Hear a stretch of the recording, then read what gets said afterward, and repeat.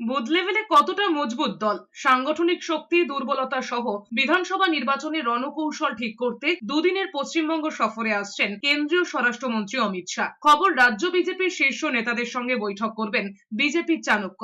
BJP সূত্রের খবর, বিধানসভা নির্বাচনের আগে দলের রণনীতি, বুথ লেভেলের সাংগঠনিক শক্তি, কোন কোন ইস্যুকে কেন্দ্র করে বিজেপির লড়াইয়ে নামবে, মূলত তা নিয়েই বৈঠক করবেন বিজেপির শীর্ষ নেতা অমিত শাহ। খবর, সবকিছু ঠিক থাকলে চলতি মাসের শেষে 29 থেকে 30 তারিখ পশ্চিমবঙ্গে আসবেন তিনি। এদিকে পশ্চিমবঙ্গে অনুপ্রবেশ নিয়ে সরব বিজেপির নেতারা।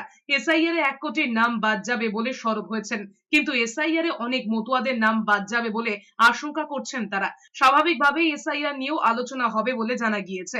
তাছাড়াও সাংগঠনিক শক্তি কতটা, বুথ লেভেলের শক্তি বৃদ্ধি হয়েছে কতটা, নির্বাচনে কোন পথে দল এগোবে, তা নিয়ে বৈঠকে বসবেন কেন্দ্রীয় স্বরাষ্ট্রমন্ত্রী অমিত শাহ। তৃণমূলের লুটপাট ও ভীতি প্রদর্শন সব সীমা অতিক্রম করেছে।